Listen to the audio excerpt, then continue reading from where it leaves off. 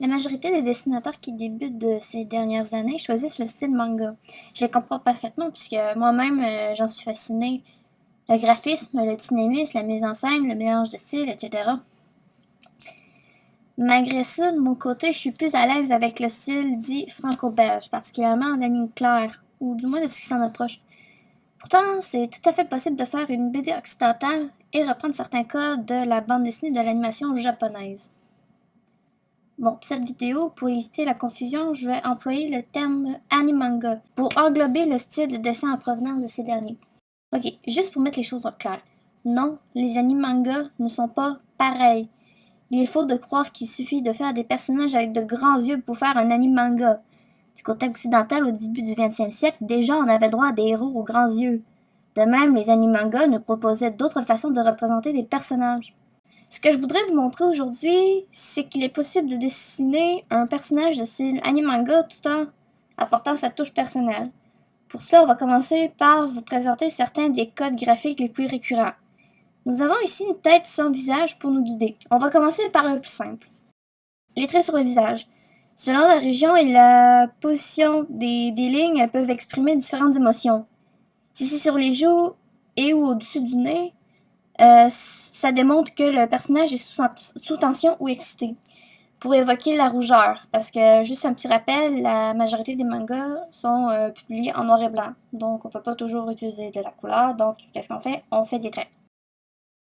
Au front, voir le 2 tiers du visage, ce serait plutôt de la honte ou de la colère selon l'intensité ou ce qui accompagne. Et on y arrive. Ok, la goutte de tension, très souvent, on la voit située auprès du front, non loin de l'œil. Si le personnage est situé devant le lecteur. Mais lorsqu'il est de dos, elle sera placée au haut en diagonale de la tête. Sur le dessus de la tête, voilà. Elle sert à exprimer l'impatience et l'agitation du personnage. Par exemple, lorsqu'un de ses alliés dévie de l'histoire ou que le protagoniste exige de lui. Plus elle est grosse, plus le personnage est nerveux. Maintenant, la veine de colère. Son nom le dit, et plus vous en mettez, plus le personnage est furax, en plus d'accentuer l'aspect comique de la situation. Généralement représenté au niveau de la tête, on peut parfois l'apercevoir ailleurs si dans le plan on nous montre pas la tête en question. Ok, il y a l'étoile de surprise. Elle montre que le personnage est interpellé. Quand on parle de flashback, ben ça peut vous donner une petite idée. Ok, bon, là on peut ajouter un visage à notre bonhomme. Pour l'instant, il est neutre, mais c'est à partir de là qu'on va vraiment s'amuser.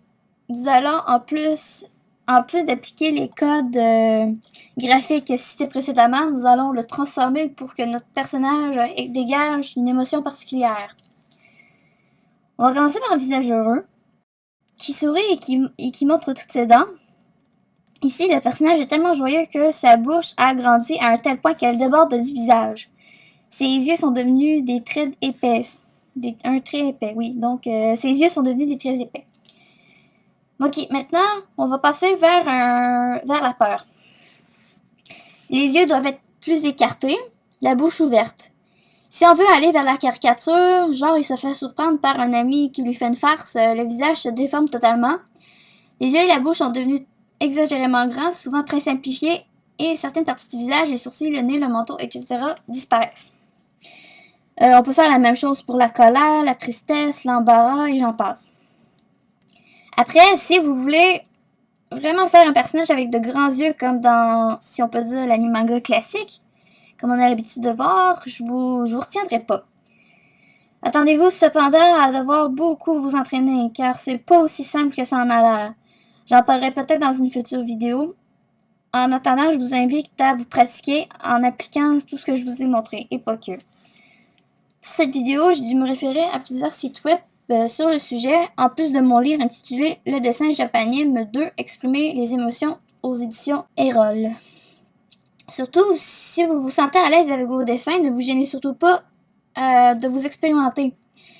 De cette façon, vous trouverez votre propre style de dessin, un style unique qui vous identifiera.